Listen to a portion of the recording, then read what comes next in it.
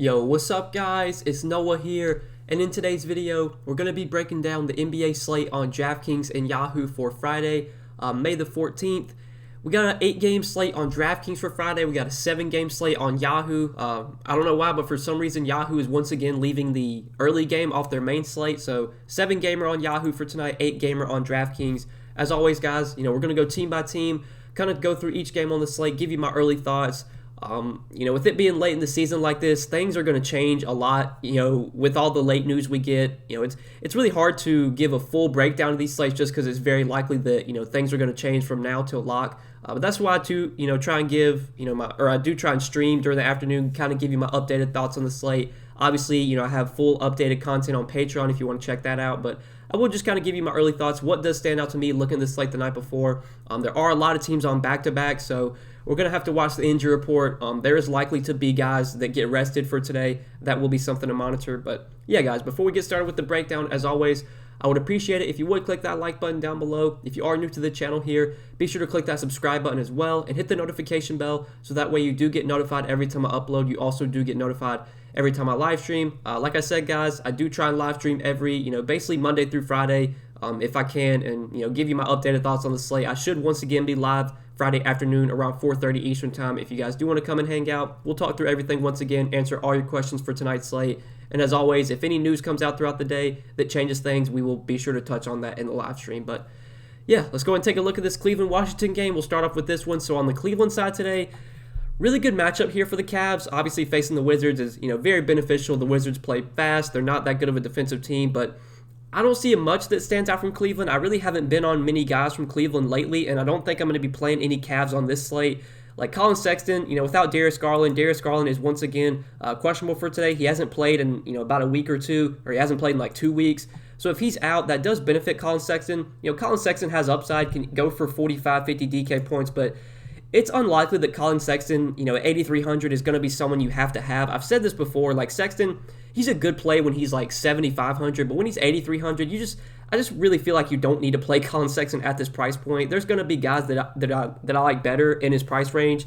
So I don't think I'm really going to go to Sexton. If I were to play someone on Cleveland, it probably would be him. But like Kevin Love's coming off a massive game, but do I really want to chase that? Like 59 DK points in 34 minutes last game from Kevin Love. Matchup's good here. Could Kevin Love have another good game? He absolutely could. But Kevin Love's just been so hard to trust this season. Like, you just don't know what you're going to get from him. The minutes have fluctuated. Like, some nights he'll play 30, 34 minutes. Some night, or like he'll play 30, 32 minutes. Some nights he'll play 25. You got to hope the game stays close. If it does, and you do get like 32 minutes from Kevin Love, I mean, he could put up a good game against this Wizards team. But again, like, I don't think I'm going to play Kevin Love on an 8-game slate where we're likely to have just better options overall. This Cavs team, I think, is just not a team I have much interest in. Even in a good matchup, I don't see too much I really like here. Now, on the Wizards side, this is a pretty easy team to break down for me. Russell Westbrook at 12,800. Even at this expensive price point, even though this feels like a lot for Westbrook, I still think he's one of the best pay-up options on the slate. I mean, just the amount of usage and opportunity he's getting right now, the minutes that he's playing. I mean, he's playing 40 minutes a night. He's played at least 40 minutes in, like 7 or 6 of his last 7 games. So you're going to get 38, 40 minutes from Westbrook. Without Bradley Beal, we know there's going to be more usage available for him. He's taking, 20, 25 shots a game right now. We know he's someone that will contribute with the peripherals. He can get you double-digit rebounds, can get you double-digit assists. He has 80, 85, even 90-point upside. There's likely going to be a lot of value that opens up as the day goes on. I've said it before, with it being late in the season like it is, you're going to see teams just rest players, and there's going to be a ton of value pretty much every day. From now till Sunday, there's going to be value every day. I expect there to be a lot of value open up as the day goes on, so it should be pretty easy to get to Westbrook. I think at 12,800, even at that hefty price point, he still looks like one of the top studs on the slate in my opinion. And then, the rest of these Washington guys, I think, are just contrarian options. Like Rui Hachimura, I liked a little bit last slate. He was pretty low owned. He didn't have that good of a game again. Like, he's had back-to-back pretty bad games, even without Bradley Beal. That definitely benefits Rui, but like, until we see him actually have a good game, I don't think I can go to him on this slate. He's going to be super low owned again. So if you want to take that shot in tournaments, we know Rui has potential. When you take Beal off the floor, we've seen Rui have good games whenever Beal's been out. But me personally, I don't think I'm going to play Rui today. I don't think I'm playing any other Wizards outside of Westbrook. Like Daniel Gafford had a good game off the bench. He played 17 minutes, had 24 DK points, but we've seen his minutes just fluctuate from game to game. until they start him, I'm not going to play Daniel Gafford if they even do start him at any point in the season. So yeah, it's really just Westbrook for me, and that's probably it from the Wizards. Next game, though, we got Denver and Detroit. So Denver, they're going to be one of the teams to keep an eye on when it comes to the injury report. This is a back-to-back for the Nuggets. They did sit Michael Porter Jr. on Thursday. I would assume that Michael Porter Jr. plays today, given that he rested Thursday. Jokic, though, I think is the big question. Jokic was on the injury report. He played. He had a little toe injury. He was probable, though. He was expected to play, and he did play. He played 32 minutes Thursday against Minnesota, had 59 DK points. Really good game from Jokic. But do they sit him here? They definitely could. I mean, this is a game against Detroit that they should easily win. I mean, Detroit's one of the worst teams in the league right now. I think there's a good possibility that Jokic doesn't play today, but we just don't have that news right now. Assuming that Jokic is in, though, and he's playing his full minutes, like if we're going to get 32, 34 minutes from Jokic here at 11K, once again, he's one of my favorite stud options on the slate. I mean, this is a matchup that he should just absolutely feast in. Whether it's, I don't even know who they have. I'm pretty sure Mason Plumlee's out. I'm pretty sure Isaiah Stewart's out as well.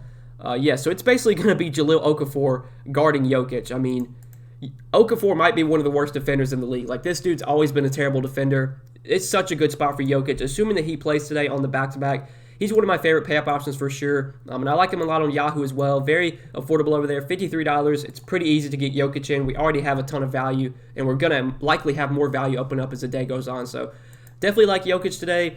Outside of Jokic, though, I don't see too much else I like on Denver. Like, if MPJ plays, I'm probably not going to anyone else. I had a little bit of interest in Aaron Gordon on Wednesday or on Thursday. Once we got the news MPJ was out, he had a pretty good first half, but really didn't do much in the second half. Another pretty disappointing game from Aaron Gordon, even with Michael Porter Jr. out. So, yeah, I don't think I'm going to go to Aaron Gordon today unless by some chance MPJ sits again, but I would be surprised if that happens. So, yeah, that's really probably it for Denver. I think it's just Jokic for me. That's it. We need to keep an eye on the injury report, make sure that everyone's in. Assuming that Jokic plays, though, he's my favorite play from Denver. Now, on the Detroit side, they are going to be pretty short-handed today. Right now, Jeremy Grant, Isaiah Stewart, Mason Plumlee, Corey Joseph, Frank Jackson, Wayne Ellington, Rodney McGruder, and Dennis Smith Jr. are all out. Hamidou Diallo, I believe, is questionable. Yeah, he is questionable. So right now, Detroit has Sadiq Bey, Josh Jackson, Killian Hayes, Sekou, Saban Lee, Tyler Cook, Okafor, and Cervais. They have 8 available bodies. If Diallo plays, that would give them 9 bodies. So this Detroit team is going to be super short-handed. They're going to have a maximum of 9 bodies today. Sadiq Bey at his price point, even though he should play a ton of minutes here, I don't think I'm going to go to him at 6,800. Like, he feels priced appropriately right now. Josh Jackson's kind of the same thing, 6K. I don't think I'm going to go to Josh Jackson on this slate. I think where we can look to on Detroit is the value guys. This is definitely a team I think we can look to for value. Saban Lee, if they start him, I think could definitely be a good value play today. He did play 29 minutes off the bench last game. Kind of like luck boxed into a good game. Shot super well from the field, 7 for 9 from the field, had a block and 2 steals. I don't know if we can expect that type of efficiency again, but if we're going to get 30 to 32 minutes from Saban Lee, I think at 4K, he is super cheap today. He possibly could start. I don't know what they're going to do with the starting lineup. I would assume that Killian Hayes starts, Sadiq Bey will start, Josh Jackson will probably start, Sekou will start. So maybe they bring Saban Lee off the bench. I don't really know, but at 4K, he would definitely be a viable cheap option, just given they only have 9 bodies. If he starts, though, I would like him a lot more. But then the front court, this is where they're just they don't have any bigs. They have Sekou, they have Tyler Cook, and they have Okafor. That's literally the only bigs they have today. And going up against Jokic, they're going to need someone out there. So Jahlil Okafor, 3,200. I can't believe I'm saying this, but Jahlil Okafor might be one of the best value plays on the slate. This is a guy that he can be productive when he does get minutes. He's a good offensive player. He's a relatively decent offensive player, I should say. He's someone that can be productive on a point-per-minute basis. He can score. He can get rebounds.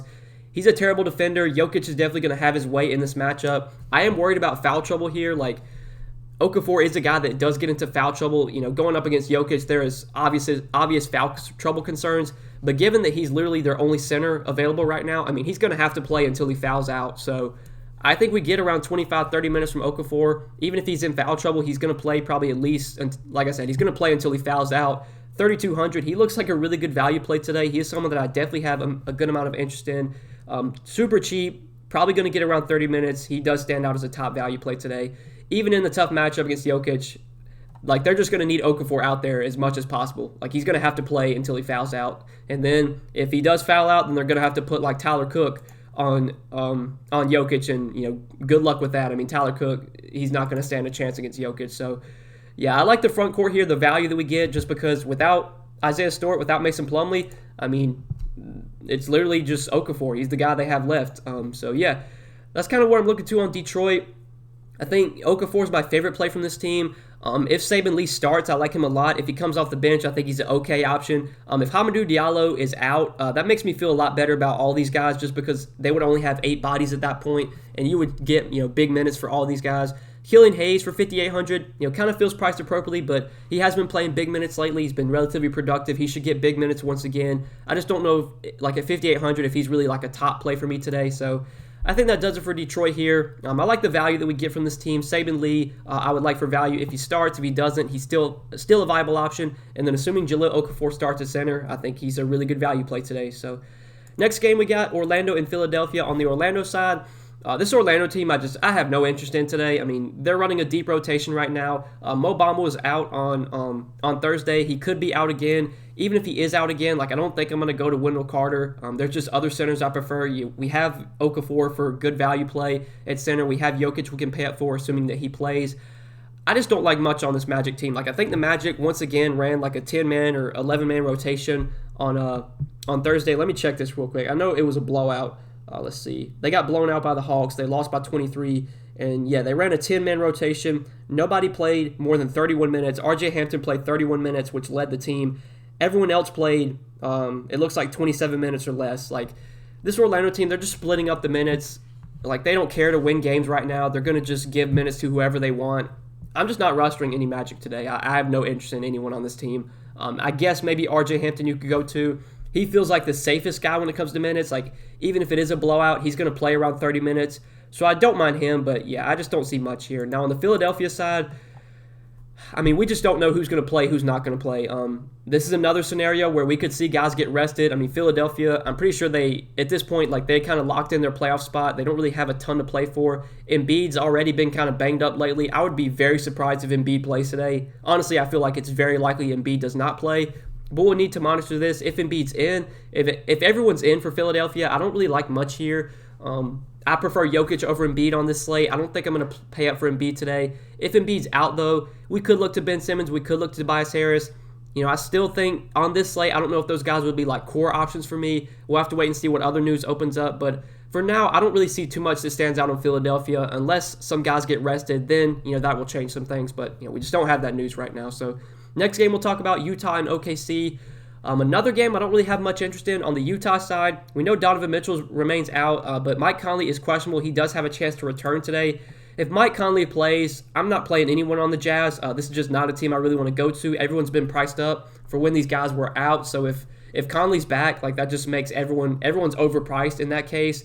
If Conley remains out, then maybe you could play like a Joe Ingles, but he's just been really bad lately. He's just been a tough guy to roster. Bojan at 7,100 feels, priced appropriately, if not overpriced. Same with Jordan Clarkson. Like, I haven't really been playing any of these Utah guys. It really hasn't been killing me either. Like, we just haven't really seen the Utah guys, be in the winning lineup lately, and I think it's pretty unlikely you see any Jazz in the winning lineup today, especially in a game against OKC that could likely blow out, and these guys only play 3 quarters. So the Jazz, not a team I have much interest in. On the OKC side, we're going to have to monitor some injuries here. So we know Lou Dort's going to be out again. SGA remains out. He's probably not going to play the rest of the season. The big injury, though, that I think is actually important is Ty Jerome. Ty Jerome is currently questionable. If he plays today, I would assume that he starts at point guard. Okay, never mind. So Theo Maledon's in. Okay, he's not on the injury report. I totally forgot about this. So Theo Maledon was out last game, but he's going to be back today. So that just takes me off the Thunder. I thought Theo Maledon was out again, but Theo Maledon's going to play.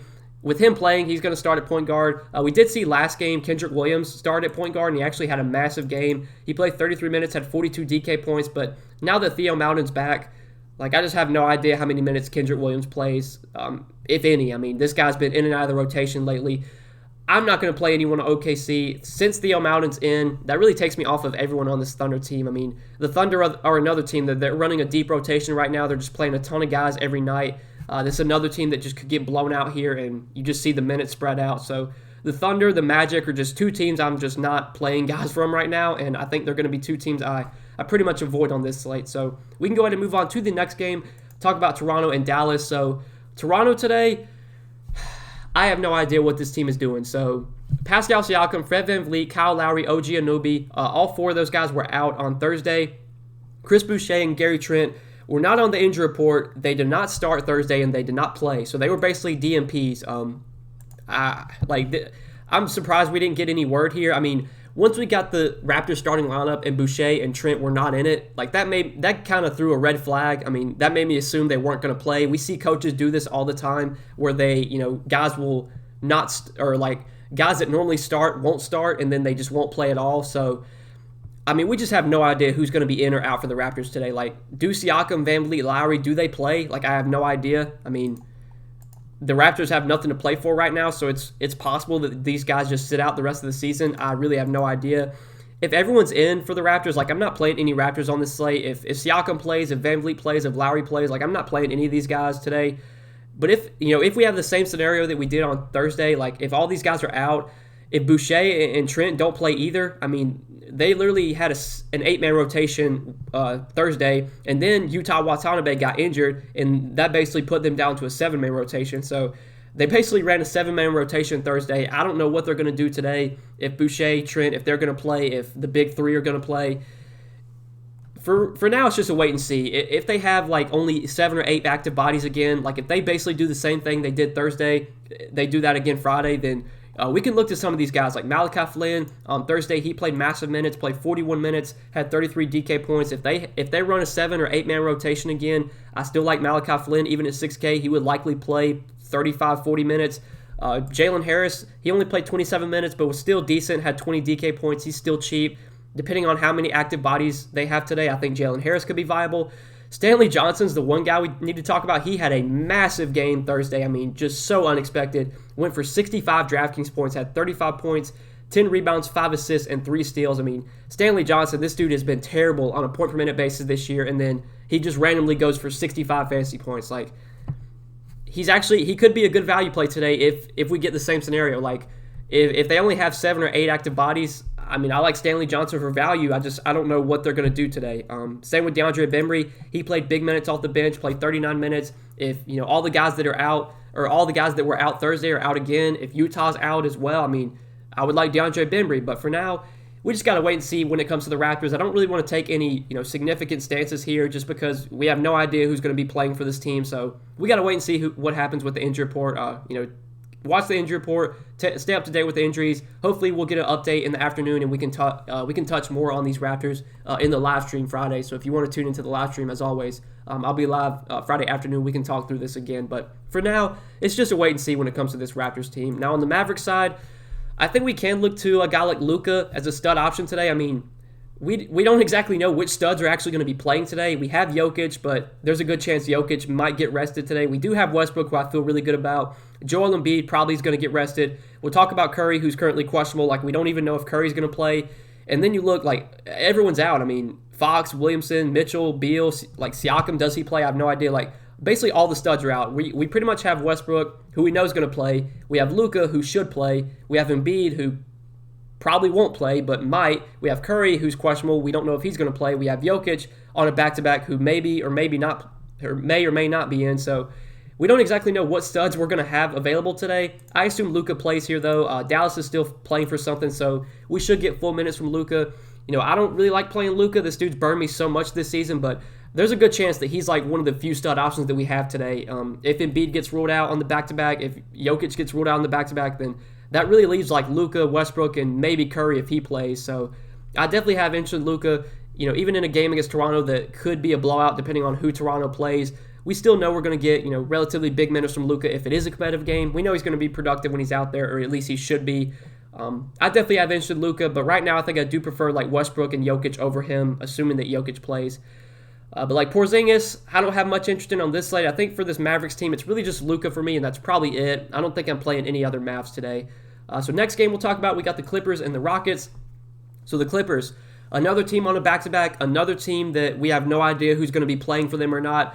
It's funny that Denver on a back-to-back is facing a terrible Detroit team. Philadelphia on a back-to-back is facing a terrible Magic team, and then the Clippers on a back-to-back are facing a terrible Rockets team. So like all these teams on back-to-backs are facing like the worst teams in the league. So these are ideal spots for these guys to get rest. My best guess is that Paul George and Kawhi Leonard both don't play today. If that's the case, the Clippers are going to be a team we definitely want to look to when it comes to value. We'll have to wait and see who's actually in and who's not. But like Marcus Morris, if he plays and Kawhi and PG are both out, I really like Marcus Morris, even at 5,600. We know he can be super productive when those guys are off the floor. I definitely would have interest in him. Reggie Jackson, I think, would be one of the better value plays on the slate. 4,400, he would probably start, play big minutes, should be super productive if PG and Kawhi are out. So I think Reggie Jackson, assuming they are out, is someone that I'm definitely going to be looking to as a value play. He's not Rondo, but Reggie Jackson, 4,400 on DK. He is super affordable. Assuming that PG and Kawhi both don't play, which seems pretty likely, I like Reggie Jackson a lot on Draftkings, and even on Yahoo, I think it looks pretty good over there. He has been priced up a little bit to $16.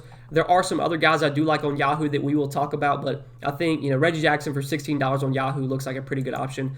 And then Terrence Mann. Terrence Mann's another guy that should benefit if Kawhi and PG are both out.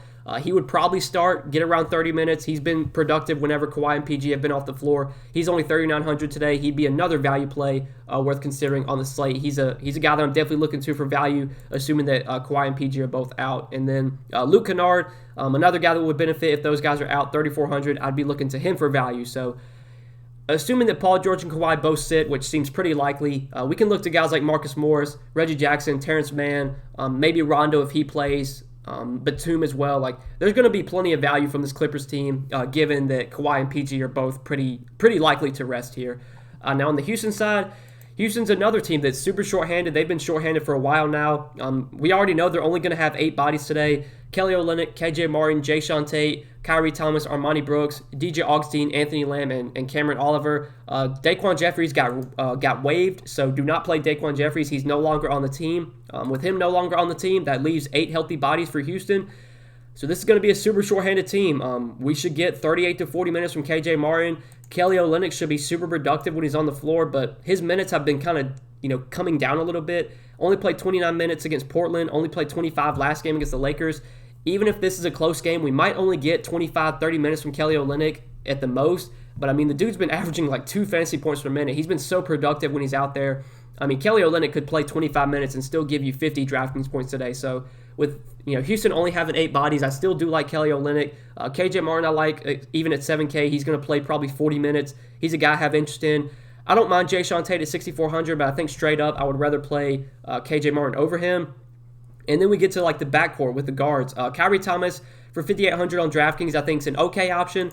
He doesn't really stand out a ton at this price point, but he did start last game, played 37 minutes. He shot terribly, 2 for 12 from the field, 0 for 4 from 3. He still had 25 DK points. He's been productive when he's been with the Rockets. He should continue to get monster minutes with this team only having 8 bodies today. I like Kyrie Thomas a lot on Yahoo.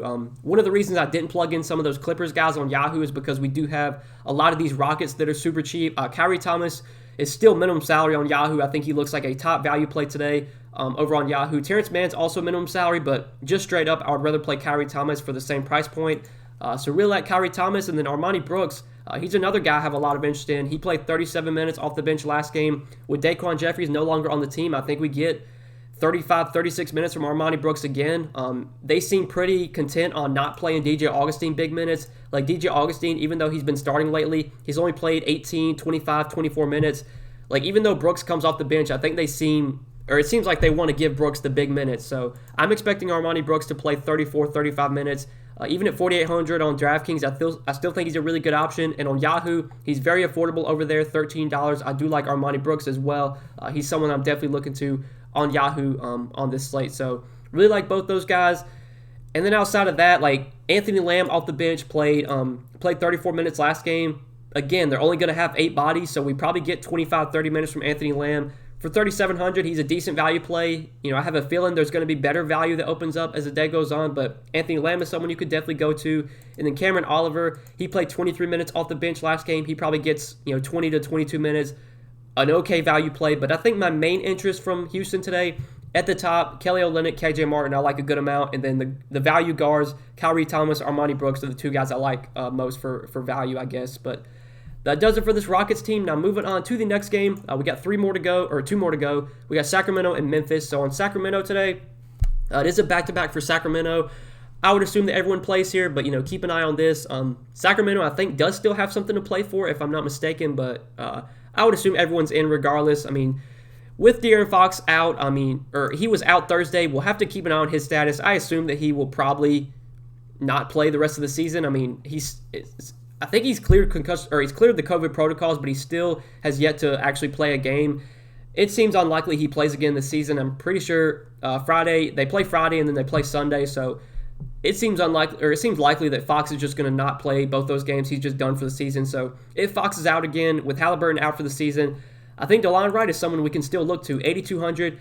He played 37 minutes on Thursday against Memphis. Wasn't as productive as we would like. Only had 34 DK points, but again, the minutes were there. He's going to continue to get massive minutes, assuming that Fox remains out. I still do like DeLon Wright a good amount at 8,200 on Draftkings, and especially on Yahoo. He looks pretty good over there.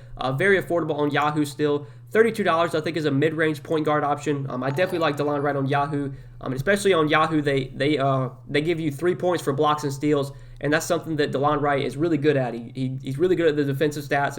You look, 4 steals against OKC, had 6 steals that game against Indiana. This is a dude that can get defensive stats, which are very important on Yahoo, given they're worth 3 points. At $32, I do like him a good amount on Yahoo. He's someone that I'm definitely looking to in the mid-range there.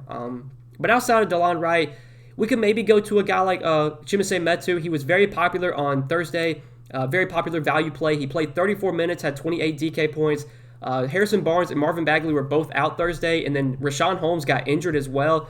So this front court could be very thin. There's a chance that Harrison Barnes, Marvin Bagley, and Richaun Holmes are all out today. If that's the case, I would really like Metu. I would really like Damian Jones as well. Damian Jones did start the second half in place of Richaun Holmes. He played 24 minutes, had 27 DK points. If Richaun Holmes sits today and Damian Jones starts, I think for 3,300, he could be another value play worth considering because I think Hassan Whiteside's basically been out of the rotation. He's been healthy for like a month now and he hasn't played. So even if Bagley, Holmes, Barnes, even if they're all out, there's a good chance they don't even play Whiteside. So it's going to be Metu, Jones. Those are going to be the guys getting all the big minutes, or all the front court minutes. So I would definitely like both of them a good amount for value if Bagley, Halliburton, or if Bagley, Holmes, if those guys are out again. So we'll need to monitor that for the Sacramento team. But I think that does it for the Kings today. Now moving on to the Memphis side, I do want to mention one more thing. Terrence Davis is still pretty affordable on Yahoo, $16. He had a good game once again on Thursday, played 28 minutes off the bench, had 39 fantasy points. We have Kyrie Thomas, who I like a lot for value. We do have Armani Brooks. We have some other guard value plays, but I think on Yahoo, Terrence Davis definitely looks like a good option at $16. I did want to mention him. But now on Memphis, we will need to monitor the status of these Memphis guys because this is a back-to-back for the Grizzlies. Last time they were on a back-to-back, Jaren Jackson Jr. did not play, and Joe Val did not play. Assuming that everyone is in, though, for Memphis, I don't see too much I really like on this team. It's a good matchup here. None of these guys really stand out as core options, though, at their price points. I think, Morant, J Val are good low-owned tournament plays, but nothing more than that on this slate. There's other guys I'd rather go to, so don't see too much I like on Memphis. Unless, news changes here and we get some value, I don't really see myself having much exposure to this team, even in a good matchup. Now, last game of the night, we got New Orleans and Golden State. On the New Orleans side today, another team that's going to be pretty short-handed. Zion, Lonzo Ball, Josh Hart all remain out for the Pelicans today. Brandon Ingram is questionable. I would be very surprised if Brandon Ingram plays, just given that the Pelicans have nothing to play for. They've been eliminated from the playoffs. It seems likely that Ingram's just going to be out, the rest of the season. So assuming that Ingram's out, with no Lonzo, with no Zion as well, we should see the usage on this team dominated by guys like Eric Bledsoe, Nickeil Alexander-Walker. Now, Eric Bledsoe did not have that great of a game last game. He also did lose a lot of minutes due to blowout. Only played 26 minutes, only had 24 DK points. I don't mind him at 6,500, but straight up, I would rather play Nickeil Alexander-Walker. And this is someone that I actually like quite a bit today now. He was pretty much unowned last slate. Nobody really played him, but he started. He played 35 minutes. He got the opportunity. Now, he wasn't that productive, only had 21 DK points, but NAW is someone I definitely like as a lower owned tournament play today. I don't see him getting much ownership here, given that he didn't really do much last game. But what's key is that he did play 35 minutes, And I actually think he would have played like 40 minutes, but the game blew out and he got pulled early. He was on pace to play around 40 minutes if the game had been close. This is someone that we've seen in the past can be very productive when he gets the minutes. He's a high-usage player. He's a guy that can score, that can contribute when he's on the floor. At 6,400, if we're going to be getting 35-plus minutes from NAW in a good matchup, in a fast-paced game against the Warriors, I like him a lot on this slate, and I think he's going to go overlooked for sure. He is someone that I definitely like in the mid-range. 6,400 on Draftkings, and on Yahoo, pretty affordable there as well. $23. I definitely like NAW, and he is for sure one of my favorite plays from this Pelicans team. But then outside of NAW, guys like James Johnson, Najee Marshall, I think are okay options. If Brandon Ingram plays, I'd be off those guys, but if Ingram's out again, I think you could go to James Johnson, you could go to Najee Marshall. Jackson Hayes, off the bench is probably going to play like 22 to 24 minutes. If you want to go to him, I guess he's fine. But I think NAW is my favorite play from the Pelicans. That's probably it for this team. I don't see too much else I really like here outside of NAW. With everyone kind of being priced up like Bledsoe, Hernan Gomez, Johnson, Marshall, with these guys getting priced up, like none of them stand out as top plays today, especially given that we're likely going to have a lot of good cheap value open up as the day goes on. Really, NAW is the Pelicans guy that I have the most interest in right now. Now, looking at the Warriors side today, the Warriors are another team. Like, we just have no idea who's going to be in, who's going to be out for this team. Right now, they have, I don't even know how many active bodies they have, but Curry, Green, Wiggins, all questionable. Kelly Oubre remains out. So, basically the entire starting lineup is questionable, and basically all the good players are questionable. If everyone plays for the Warriors, which I'm just going to assume, if everyone plays, I think Steph Curry, if he does play today, is a good pay-up option. I would assume that if he's playing, he's getting his full minutes. This is a great matchup against the Pelicans. This is a fast-paced game. With it likely we only have a few studs available today with, guys like Embiid probably not playing, with Jokic maybe not playing. Like, we might only have a couple studs available. Curry would definitely be one of the top options if he does wind up playing today. This will be something to monitor, though. Draymond, I don't mind either, but if everyone's in for Golden State, I think really the only guy I like is Steph. I think Draymond's an okay tournament option, but really Steph would be the core play here. But if these guys start getting ruled out, like if Curry's out, if Draymond's out, if Wiggins is out, then yeah, it's just, it's Yahtzee. Like, you can just play all these Warriors. Bazemore, Juan Toscano-Anderson, Jordan Poole would be a top value play. Even guys like Gary Payton, if they were to start, would be value plays.